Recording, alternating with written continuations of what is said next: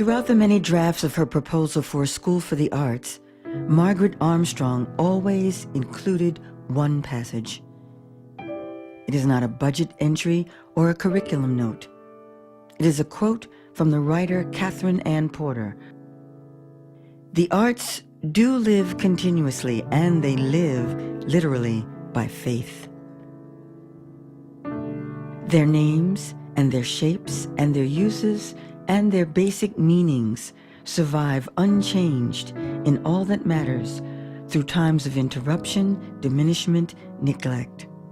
They outlive governments and creeds and the societies, even the very civilization that produced them. They cannot be destroyed altogether because they represent the substance of faith and the only reality. They are what we find again when the ruins are cleared away."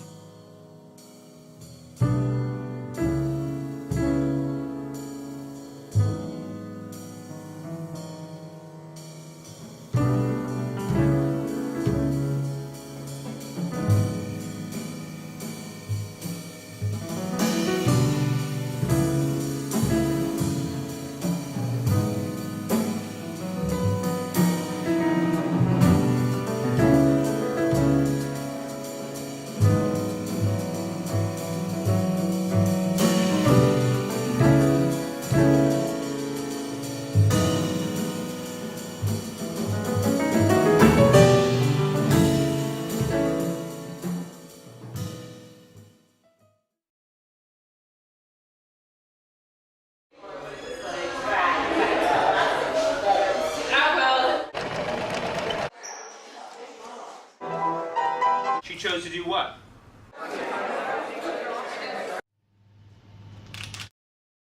Since it first opened its doors in February of 1980, hundreds of actors, musicians, dancers, visual artists, theater designers, and technicians have graduated from the Baltimore School for the Arts. Some of the school's graduates have gone on to celebrated careers in the arts. Others have taken the lesson they learned as artists into other careers.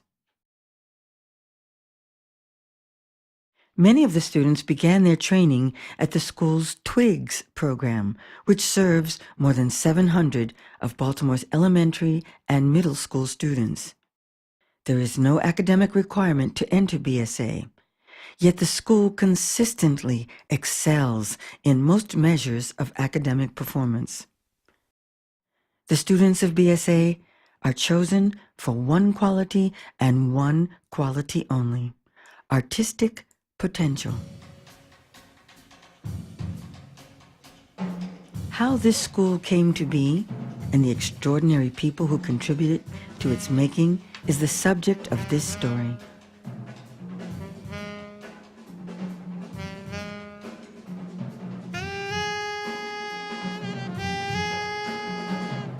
BSA was built by many hands, but a special few of these founders were central to the school's development.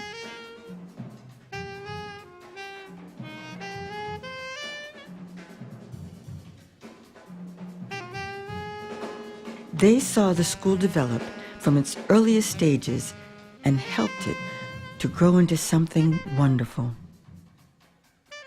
And all of them were motivated by a singular vision: to build a place for the young people of Baltimore to thrive.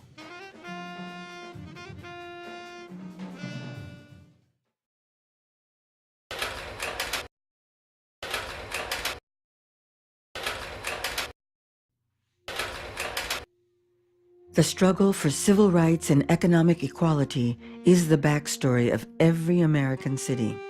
In Baltimore, this was most visible in its schools. In 1954, when Brown versus Board of Education came down, the school system moved immediately to integrate. But 10 years later, shifting demographics had erased virtually all progress made in desegregation. It wasn't very much that made you feel like it was going to happen, that anything was going to happen for you. Children whose parents had money, they made a difference. But the children that didn't have the money, they didn't make the difference because they couldn't. In 1965, President Lyndon Johnson sought to address economic inequality in the nation. And this administration today, here and now, declares unconditional war on poverty in America. He passed the Elementary and Secondary Education Act, which was designed to close the gap between low-income and high-income districts. Title I was huge for the city. They got a lot of money in mid-60 after that act was passed. It inspired many to begin projects that addressed inequality, including one tenacious Baltimore City School music teacher. Margaret Armstrong is considered by many to be the mother of the Baltimore School for the Arts. She graduated from Coppin College. She worked her way up to become a citywide school administrator of the arts. Early in her career, Margaret made many efforts to bring the performing arts to Baltimore's schools. She was a very credible person in Baltimore City at that time. She was the head of the music department in all of the schools. I met Margaret initially when she was on the board at Center Stage. She's the one that really always says, this is what we got to be doing. We got to be in the schools. We got to be educating young people. But it wasn't until she had Title I funding that she was able to create her cultural enrichment program. It was the first of its kind. On the surface, the program's mission was to expose city students to professional artistic performance. But Margaret's intention was more profound.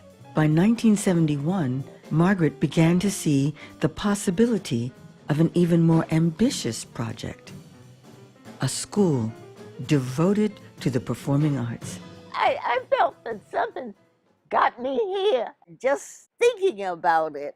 There were children that were ready to be different, and that's how we began to think about the school as a school in which we were going to have children thinking about what they were going to do and what they were going to be, what they were going to become.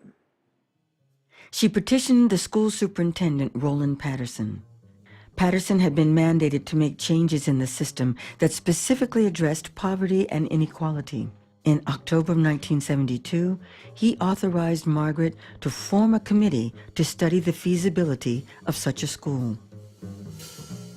Committee members were drawn from diverse backgrounds and were a mixture of civic, business, and artistic leaders.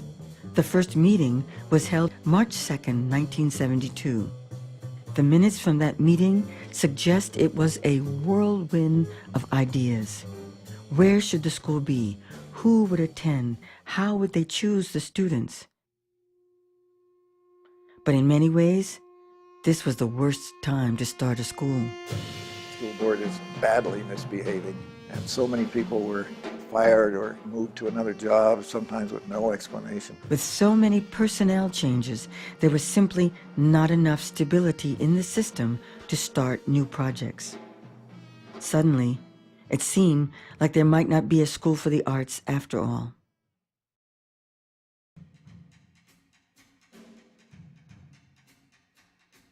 William Donald Schaefer was the 44th mayor of Baltimore. Schaefer's great love for the city was sometimes expressed by his force of will and a tremendous impatience with those who stood in his way. Tremendous temper, which could be very explosive and which he used to intimidate people. He was the leader of his hometown, but there was no denying he had inherited a city that seemed to be at the edge of failure. To say that he was a bricks and mortar pothole guy is an understatement. He really thought inductively. He didn't start with a concept. He thought with what was going on in the street, and then you could build a concept. Very, very strong-willed and bombastic and difficult. and difficult. But you know, I mean, he was a genius in his own way, and I think lots of geniuses are very difficult. In the fall of 1975, Mayor Schaefer made two important changes that went a long way towards bringing stability to the school system. The first change was to appoint a new chairman of the Baltimore City Board of School Commissioners, Mark Joseph. When I took over as president, the school system was close to twice the size it is today. It was 145,000 kids, and it was the sixth largest school system in the country. And it's governed by a board of 9 people. That's a heck of a way to run a railroad. He was not the rich and powerful developer he is today, but he was plenty influential. Mark played a unique role in the sometimes chaotic world of William Donald Schaefer. He was a Harvard-trained lawyer and had been the deputy housing commissioner for several years. So I understood how all that stuff worked, and I understood the interplay between the various agencies and the finance department. That was a major advantage I had in becoming president of the school board. The second appointment central to educational change in Baltimore City was that of Dr. John Crew as the new superintendent of schools in 1976. Dr. Crew's leadership style gave the school system the stability that had been missing for so long. I remember him, he would sit there and he would kind of listen and listen and listen, and then at a point he said, well, tell me exactly what you need. He had come up through the system. He was, you know, I mean, he respected the deputies and the assistant superintendent. He wasn't going to be a divider in terms of racial politics. He was willing to appoint people on the merits. He worked well with the mayor, and he worked well with Joseph. He was a welcome change. I think that was a good time, a healing time for the system. It was John Crew who reactivated the Leadership Committee for School for the Arts. By year's end, Margaret's leadership committee had presented a proposal to the mayor's office. William Donald Schaefer, who was the mayor at the time, I remember him calling her lovingly a nudge, which is somebody who just doesn't leave it alone. And apparently every time he saw her, which as she rose in the school system was more and more often, she would pull his coattail and whisper in his ear something about, you know, we got to get the school started, we got to get the school started.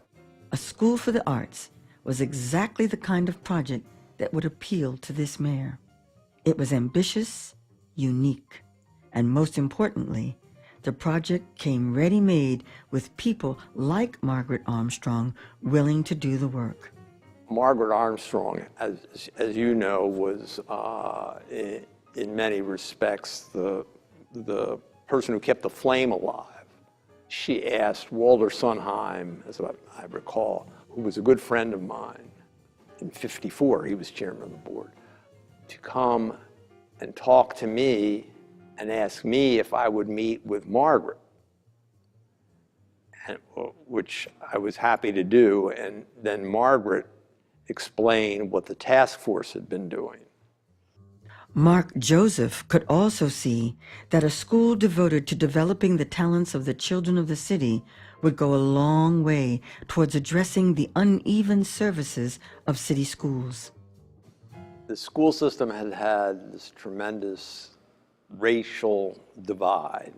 I was especially looking for ways to close that, change the images of what people thought of the system, and wanting to demonstrate that the system could do excellent things. Mark Joseph was one person who wanted to do something, wanted to help. I talked to John Crew and also to the mayor, and so now it looks like we can get this thing going.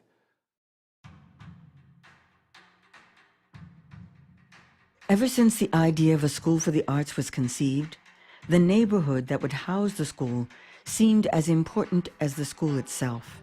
There were many areas to choose from, but finding a building, that was a different matter. Then, in June 1976, Mark Joseph discovered the perfect building. He walked around, and it was just this light bulb went off, and he thought, he was president of the school board at the time, School for the Arts. He knew that Schaefer would love this. When I brought him here and showed him was how physically this place would fit because of the ballroom and the stage. It was called the Alcazar, the fortress. Built in 1924, the Knights of Columbus building stood on the corner of Madison and Cathedral in the Mount Vernon district of Baltimore. Its marquee, crystal chandeliers, and most especially its ballroom would give an art school the look and feel equal to the other arts institutions in the area. Baltimoreans understood that this was a fancy place at one time. Mm-hmm. But it wasn't fancy when I came to see it. It was in great need of being fixed up. Economic stagnation of the 1970s had taken its toll on the city.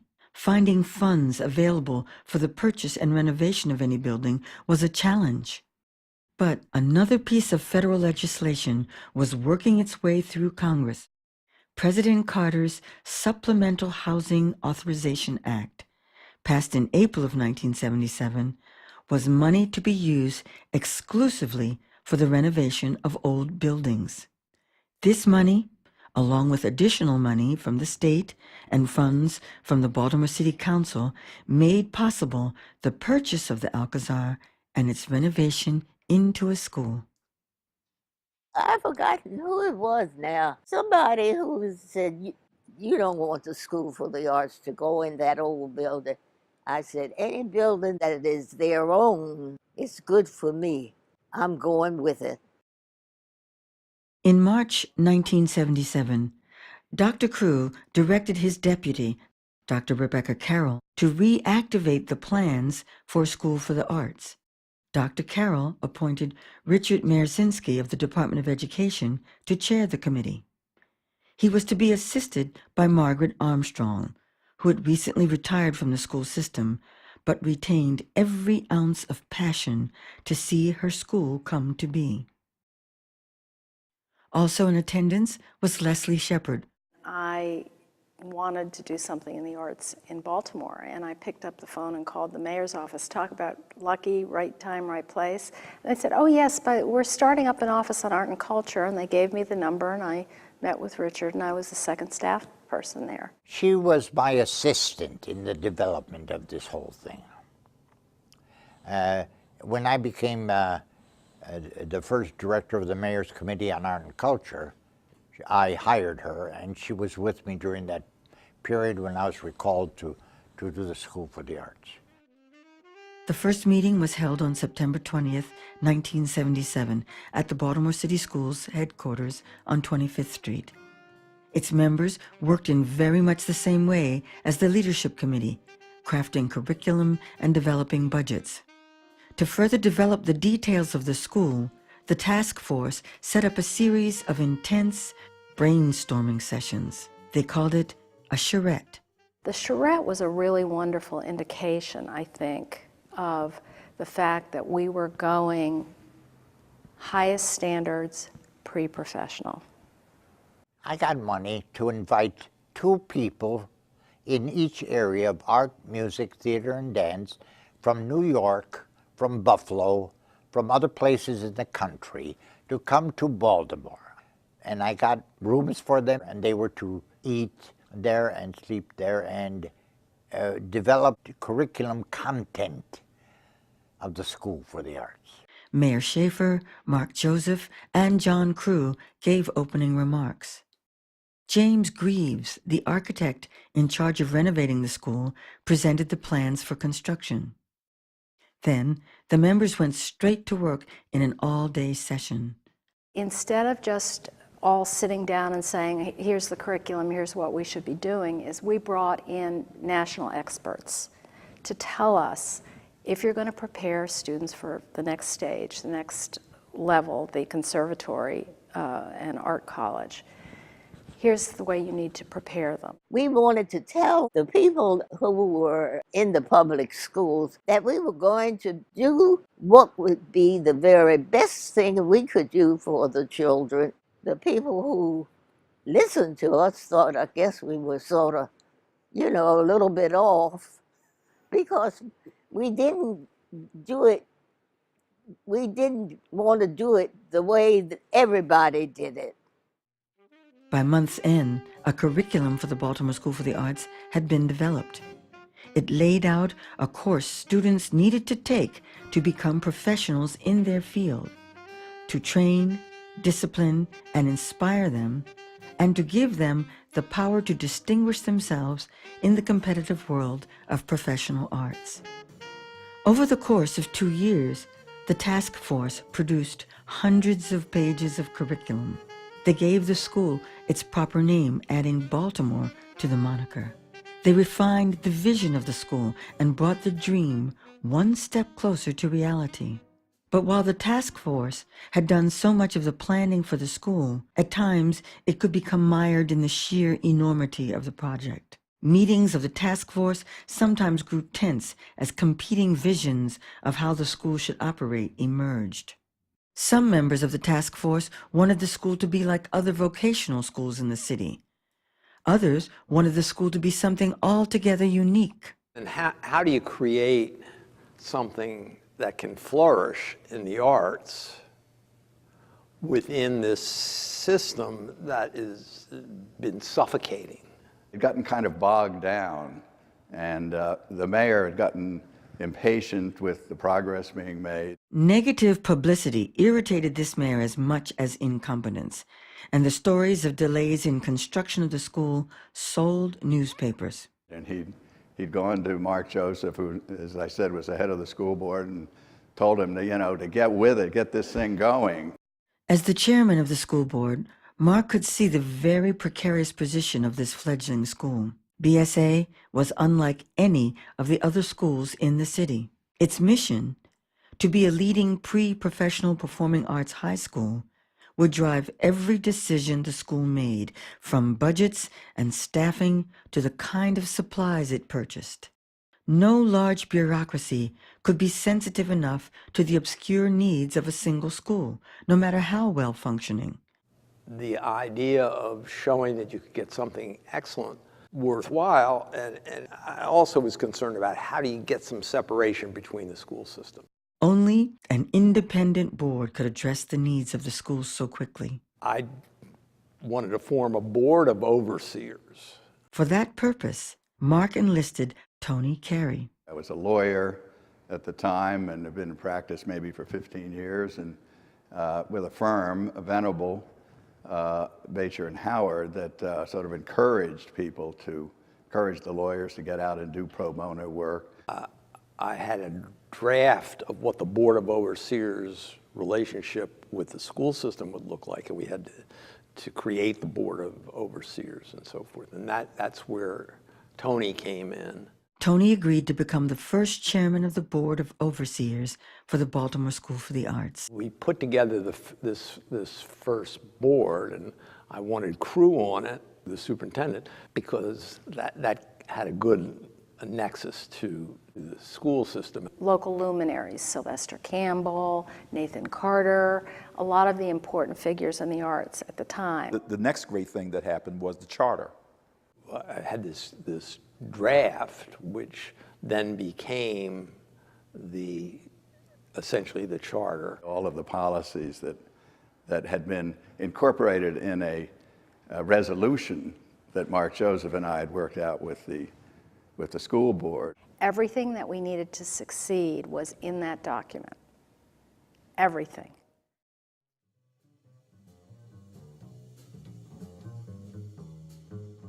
Now, the board had to make a decision. They had to choose a director. This early decision was one of the most important to be made. If you get the wrong director here, the place could crash. And we got on airplanes and buses and went to see the only two schools that we really considered models. So we actually took field trips.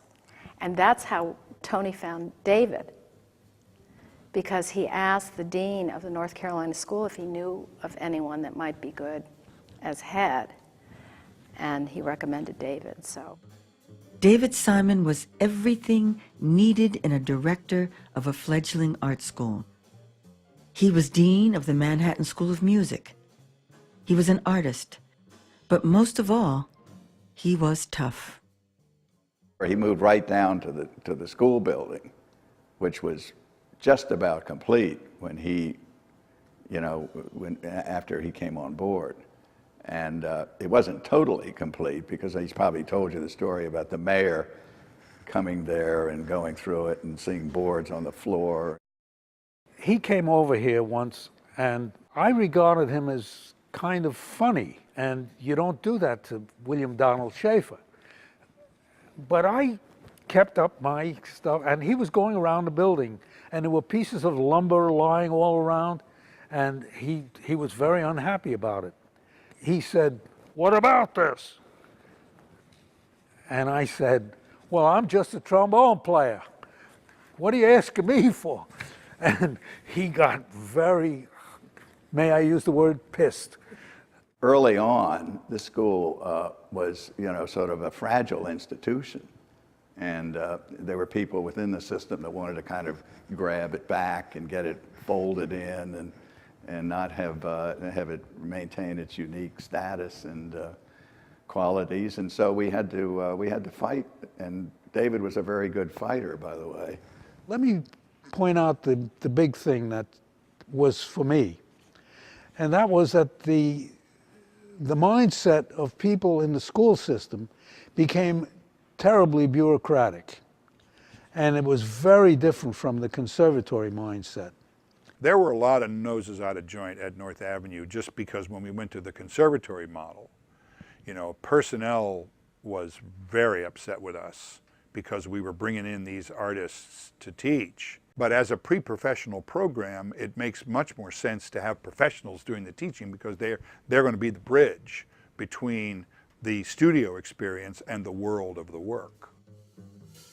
And David brought with him a clear set of expectations for the kind of work that was to be done at the Baltimore School for the Arts. And look at the people that they brought in to run the various departments. I mean, they were the top people in the arts, performing in visual arts in Baltimore City, and some of them in the nation.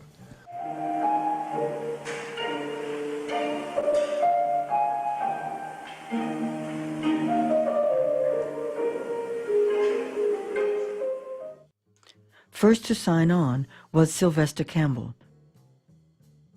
For him to have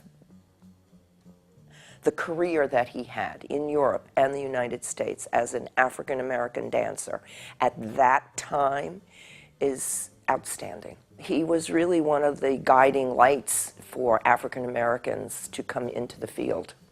Next, they found Donald Hicken from Center Stage to run the theater department. Well, the funny part about it is, I thought, like everything else I had done up until that point, I'd be here for a couple years, 2, maybe 3 years. I'd write curriculum and I'd move on. But it interested me. I met David. We went over and we had coffee at the little lunch counter over on the corner in the pharmacy. It used to be there. And he told me about his idea for the project. And I really liked him, and we connected, and he said to me, "Look, I don't know anything about theater. I'm a music guy, so you can sort of do what you think is best." And so he gave me kind of carte blanche to develop the curriculum. I had a wonderful group of people already teaching with me at Center Stage, so I had the beginnings of a core faculty, even if the hiring process could move forward. They hired New York artist Carol Bayard to run the visual arts department. she won Caldecott, I think, illustration awards.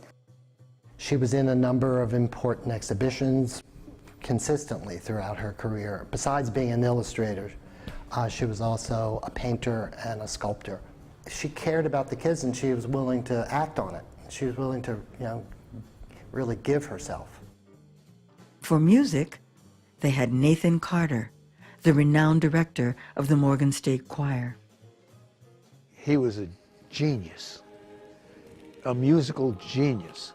What he got out of that chorus, and when we started the school, we had about 20 kids, and they sang unaccompanied a Palestrina motet, and right away, he put the school on the map.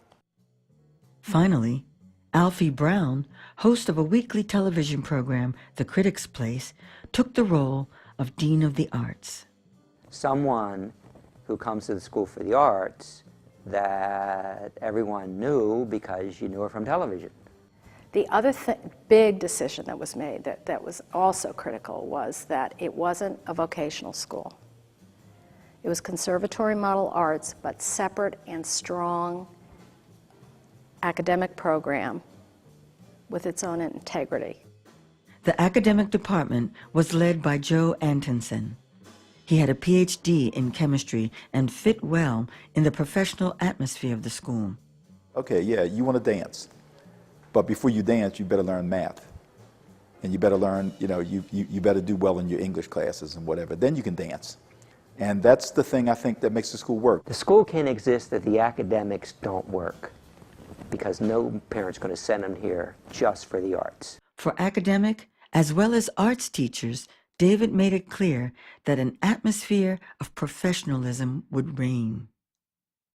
David gave us a tremendous amount of freedom in what we wanted to do, but he really expected results.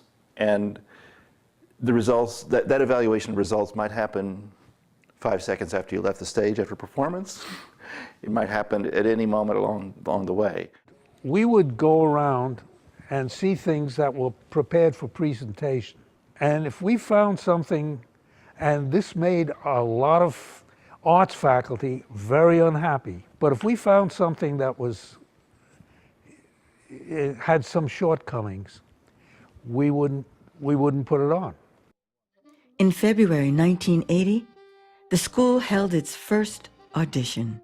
This building was being renovated, 77 to 79, just up to the 4th floor. They ran out of money to do the upper floors. So we had the dance auditions in this school. Our auditions were held at Center Stage, the theater auditions. The music auditions were held at Peabody. Visual art was at Micah. Oh, and I wrote up a mountain of material because I was very sensitive about auditions. And I didn't want the judges to be casual. And only selected like 78 or 79 for that first brave pioneer group.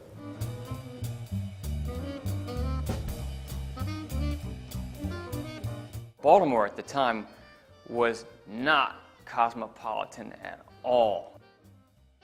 People here, what did we get? We got top 40 music, you got the most popular Hollywood films, and if you wanted to see art, the Walters Art Gallery was still just a small gallery. It was like half the size it was right now. So you were not getting exposed to it, and this is before the internet. So if you wanted to see things that were beyond just what you got on commercial TV, you weren't getting it here. So when they first talked about opening the school, we were all dying to get into the school. People were just sort of chomping at the bit for the school to open. So we started with just an after-school program for those 78 or 79 kids.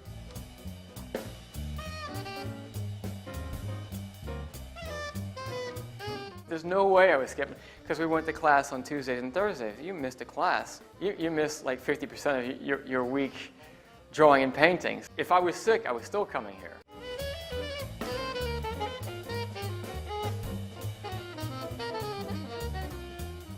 I did feel like it was special. The building was special. The building was still raw, even when we started full-time. That following fall, the top 3 floors hadn't been renovated yet. Classrooms were they still had like plastic tarps and, you know, like exposed drywall, like things were still very much being built. And I felt like this was a special thing, that not only were the contractors building something special out of this wonderful historic building, but that the teachers, the teaching artists, and we as students were building something special.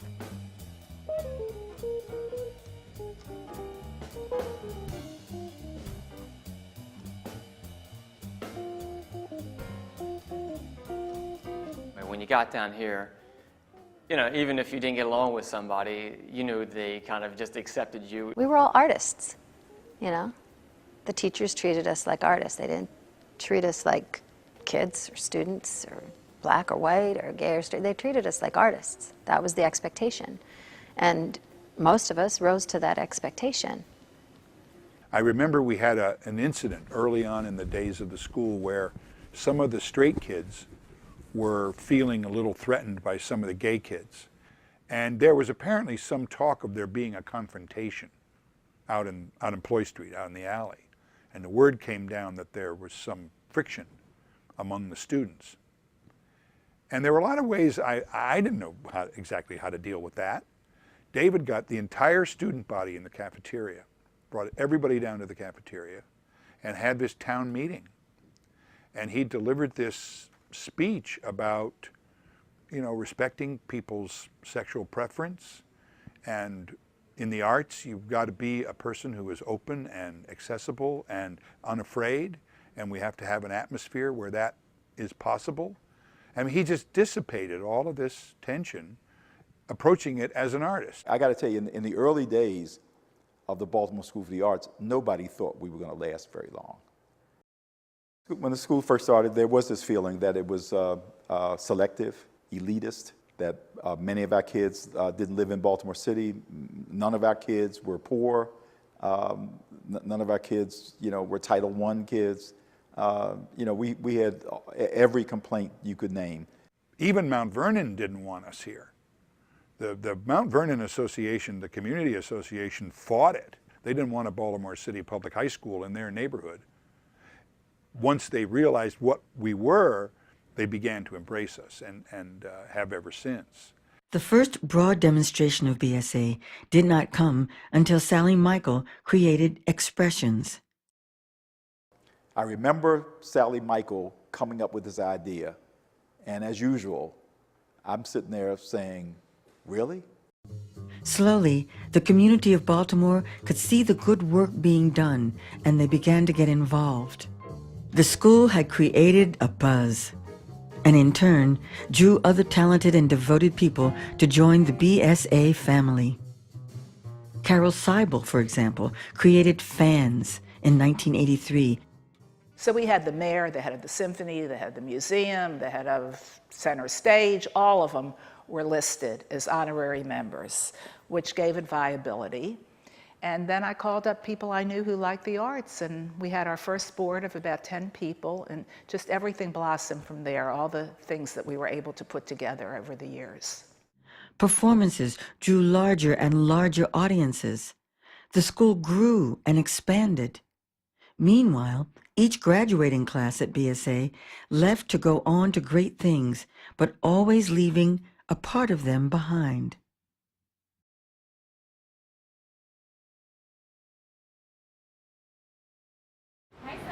Baby girl. You got paparazzi on you today. What's going on? Can I go in front or no? Yeah, can you Video bomb. Okay, let's go.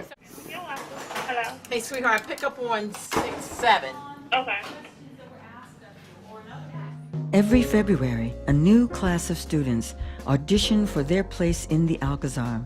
They face numerous challenges, but with each challenge they overcome, they grow stronger, more capable. I think the thing that distinguishes the students at School for the Arts from any other place is they have a vision of their own future.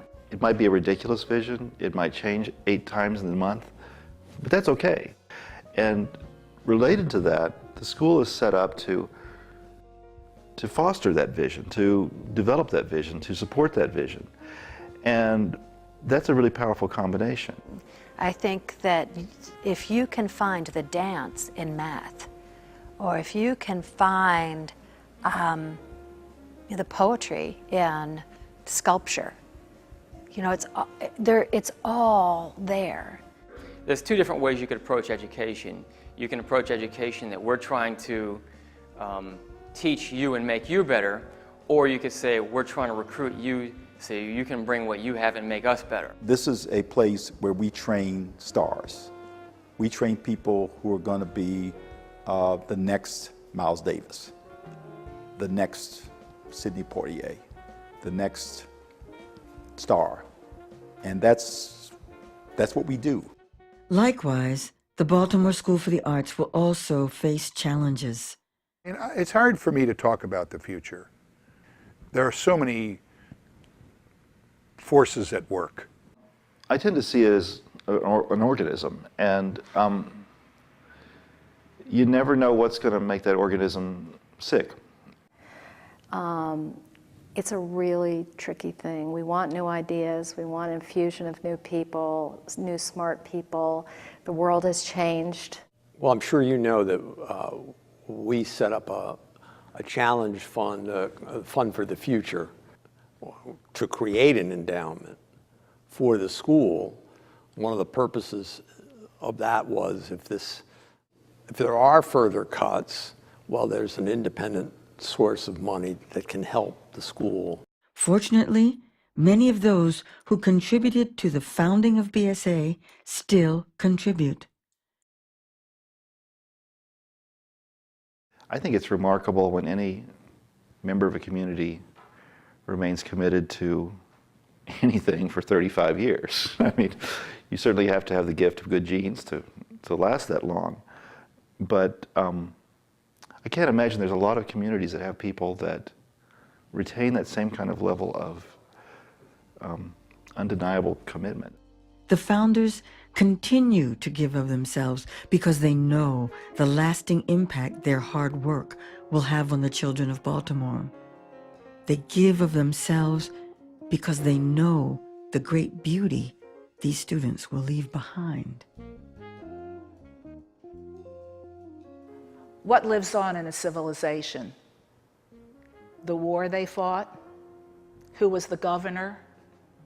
What lives on? What do you learn about the Roman civilization, the Greek civilization, their art, their music, the Renaissance? That's what lives on. The arts live on. All this other stuff is lost.